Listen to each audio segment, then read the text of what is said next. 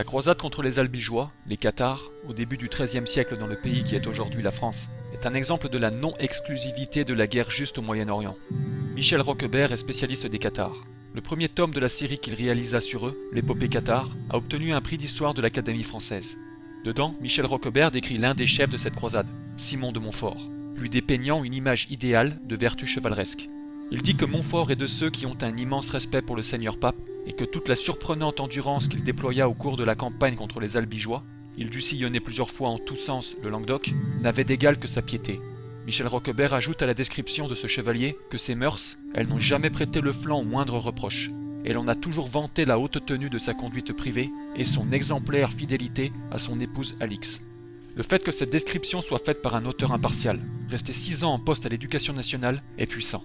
Il se base sur des textes de l'époque pour avancer ses points, et même s'il ne partage pas forcément la conception médiévale de la guerre juste à titre personnel, il pulvérise indirectement ce qui pourrait être pensé de la chevalerie comme une oppression dominatrice à caractère barbare et tyrannique, qui utilise la religion et le code chevaleresque en guise de camouflage pour ses propres intérêts et au détriment de la classe qu'elle est censée protéger. Certains des chevaliers qui s'illustrèrent à la célèbre bataille de Bouvines en 1214 avaient aussi combattu un an auparavant dans une des batailles les plus célèbres de la croisade contre les Albigeois. C'était à Muret, le 12 septembre 1213, au sud de Toulouse. L'armée pro-cathare était si forte en effectif et en conviction de vaincre que les prélats de la ville de Muret étaient prêts à négocier. Simon de Montfort n'agit pas ainsi et afficha même un reproche contre leurs scrupules qui selon lui auraient pu faire perdre l'issue de la bataille, voire de toute la croisade. Loin de s'enfuir, Simon et ses chevaliers décidèrent l'affrontement et firent comprendre à l'ennemi que l'armée croisée préférait mourir sur le champ de bataille. Après avoir prié et s'être confessé, et ne pas avoir tenu compte de mauvais présages superstitieux, comme lorsque se cassa sa ceinture, il appliqua une stratégie digne des plus grands stratèges militaires. Désirant le combat en plaine, il l'obtint et remporta la victoire. La tactique n'était pas l'unique raison de la victoire. Je vais maintenant vous lire des extraits du tome 2 de l'ouvrage de Michel Roquebert pour décrire les événements m'ayant le plus marqué à la bataille de Muret. Ceux qui s'y intéressent pourront se procurer ce livre exclusivement dédié à cette bataille, très riche en informations et de qualité. Simon de Montfort allait de nouveau se mettre en selle quand l'animal encensa et le frappa au front, le faisant reculer, le laissant même un instant étourdi. Ce que voyant les Toulousains poussèrent un grand cri pour se moquer du comte. En bon catholique, il leur dit « Vous riez de moi en criant, mais j'ai confiance en Dieu. C'est moi qui vais crier victoire aujourd'hui, sur vos talons, jusqu'aux portes de Toulouse. » Étant enfin monté à cheval, il gagna le faubourg pour y rejoindre ses chevaliers déjà rassemblés, sans doute sur le Mercadar. Un des siens lui conseilla de les dénombrer. Il jugea que c'était inutile. Avec l'aide de Dieu, nous sommes assez nombreux pour vaincre. Si le chef de la croisade encouragea ses hommes et leur expliqua la tactique à suivre, ce dut être au cours du rassemblement effectué dans le faubourg. Le plan consiste à aller droit au camp des ennemis, comme pour l'attaquer, mais pour en réalité les faire sortir de leur position, les attirer le plus loin possible de leur base et les combattre en rase campagne. Ce plan présentait plusieurs avantages. Attaquer le camp c'eût été empêtrer une cavalerie lourde dans un labyrinthe de chariots, de toiles, de piquets et de cordes, et aussi affronter toute l'armée adverse à la fois. Le risque de succomber sous le nombre était grand. En race campagne, au contraire, la chevalerie croisée pourra donner toute sa mesure, comme elle l'a fait 2 ans plus tôt devant Castelnaudary. En provoquant une sortie des alliés, on les divisera. Seule la cavalerie sortira, et plus on sera éloigné du camp, plus il sera difficile à l'adversaire de recevoir du secours pendant la bataille. Montfort et les siens discutaient encore tactique quand apparut l'évêque Foulques, brandissant un morceau de la vraie croix. Alors tous les cavaliers mirent pied à terre pour embrasser un par un la relique. Mais l'évêque de Comminges s'avisa que cela demanderait trop de temps.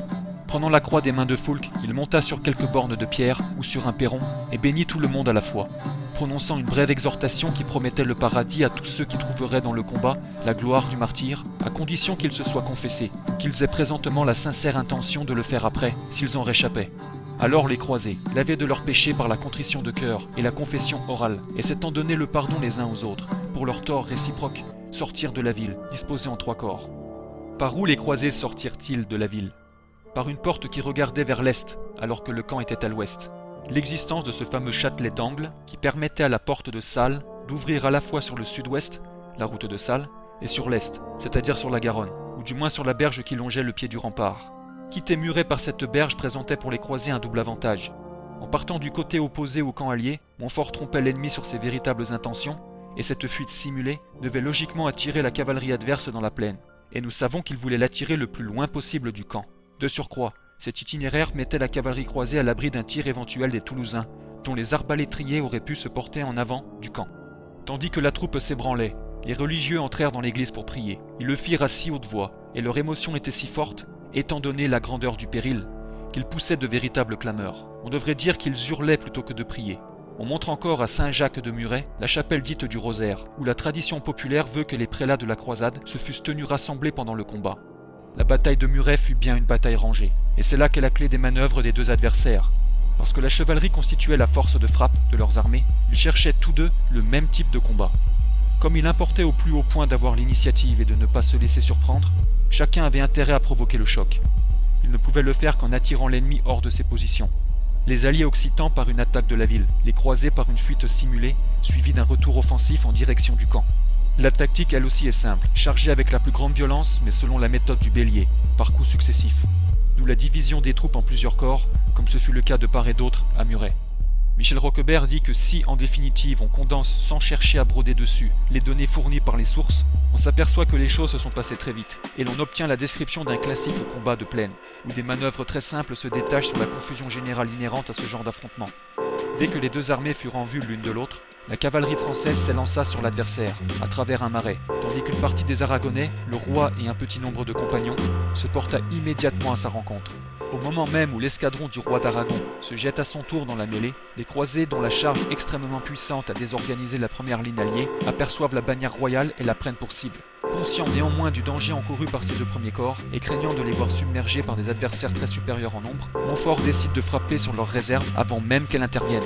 Il la prend de flanc alors qu'elle est encore rangée en ordre de bataille derrière un fossé. Le chroniqueur Pierre Desvaux de Cernay s'attarde sur la force et la vaillance du chef de la croisade au cours de cette ruée sur la réserve adverse. Attaqué sur sa droite, Simon de Montfort déploya tant d'énergie face aux coups qui le menaçaient qu'il en rompit son étrier gauche. Voulant alors, pour se dégager, piquer de son éperon gauche la housse de son destrier, l'éperon cassa et il le perdit. Mais il réussit à garder son équilibre et continua à rendre coup pour coup. Un chevalier ennemi l'ayant frappé sur la tête, il le désassorna d'un coup de poing sous le menton. Et ce fut la débandade générale des alliés.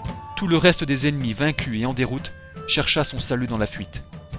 Quand ils virent leurs adversaires lâcher prise, les croisés des premiers et seconds escadrons la prirent en chasse, attaquant tous les traînards et en tuant plusieurs milliers. Montfort ne participa pas à ce massacre. Il suivit les deux escadrons qui pourchassaient les vaincus, mais avec une lenteur calculée, de façon à ce que si par hasard les ennemis se regroupaient et reprenaient le courage de résister, ceux des nôtres qui s'étaient égaillés à la poursuite des fuyards pussent se regrouper autour de lui. La bataille proprement dite était terminée. Quant à la mort du roi d'Aragon, Michel Roquebert apporte quelques précisions. Une troupe qui aperçoit au combat la bannière du roi ennemi va concentrer là tous ses coups. Non pour tuer le roi, mais pour le faire prisonnier. Tout autant que sa mort, sa capture désorganisera son armée, mais elle aura pour les vainqueurs l'avantage de sauvegarder une précieuse monnaie d'échange. Dans quelles circonstances survint-elle exactement? Le laconisme des sources fait un navrant contraste avec la grandeur funeste de l'événement. Aussi le moindre indice est-il précieux si l'on veut tenter de serrer au plus près les faits. Nous savons par Pierre Desvaux de Cernay que le roi était en deuxième ligne, mais le chroniqueur ajoute cette précision. En outre, il avait échangé ses armes et en avait revêtu d'autres. Par arme, il faut donc entendre ici non point au sens étroit l'épée ou la lance, mais l'équipement armorié. Une troupe qui aperçoit au combat la bannière du roi ennemi va concentrer là tous ses coups, non pour tuer le roi, mais pour le faire prisonnier. À demeurer ainsi anonyme au cœur du combat, le roi s'expose sans doute à être tué comme un quelconque chevalier, mais il évitera que tout le poids de l'attaque ne pèse sur lui, et même il le détournera sur celui de ses compagnons qui portent ses armoiries. C'est apparemment ce qui s'est produit, et que reflète assez bien à la fois la chanson et Guillaume de Puylaurens. Ce dernier nous dit que les croisés aperçurent l'étendard royal et se ruèrent alors sur l'endroit où ils l'avaient vu. C'est cette attaque qui enfonça le second corps allié. Sous ses armes d'emprunt, Pierre II, roi d'Aragon, fut pris à partie comme tous les autres combattants. C'est alors que se voyant menacé, il se découvrit. « Je suis le roi » s'écria-t-il, mais il ne fut pas entendu. S'il avait été, il n'eût pas été tué. Il fut tué comme n'importe lequel de ses compagnons, dans la fureur d'un combat confus où le bruit des armes et des cris couvrait évidemment les paroles. Le corps de Pierre II resta là où il était tombé. Quand tout fut terminé, Montfort parcourut le chemin de bataille à sa recherche. On finit par trouver le cadavre. Comprenant qu'un tel miracle était dû à la puissance de Dieu, non aux forces humaines, Simon de Montfort a tenu à rendre grâce au Tout-Puissant de sa victoire. Il revint à Muret à pied, et, déchaussé, jusqu'à l'église, après quoi il fit procéder au partage du butin. Mais, lui-même, toujours en action de grâce, donna ses armes et son cheval en aumône, pour les pauvres.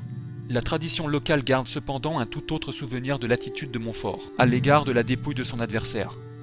Un texte ariégeois du XVe siècle, connu sous le nom de Chronique romane des Comtes de Foix, assure que Simon de Montfort la traîna à la queue de son cheval jusqu'au confluent de la Garonne et de l'Ariège. En réalité, et vraisemblablement le soir même du combat, car il fallait éviter qu'il fût la proie des bêtes, les hospitaliers de Toulouse demandèrent à Simon de Montfort de relever eux-mêmes le corps du roi, Pierre II d'Aragon, ainsi que ses compagnons d'armes, qui étaient comme lui oblats de leurs ordres. Les dépouilles furent portées à Toulouse en la maison de l'hôpital Saint-Jean.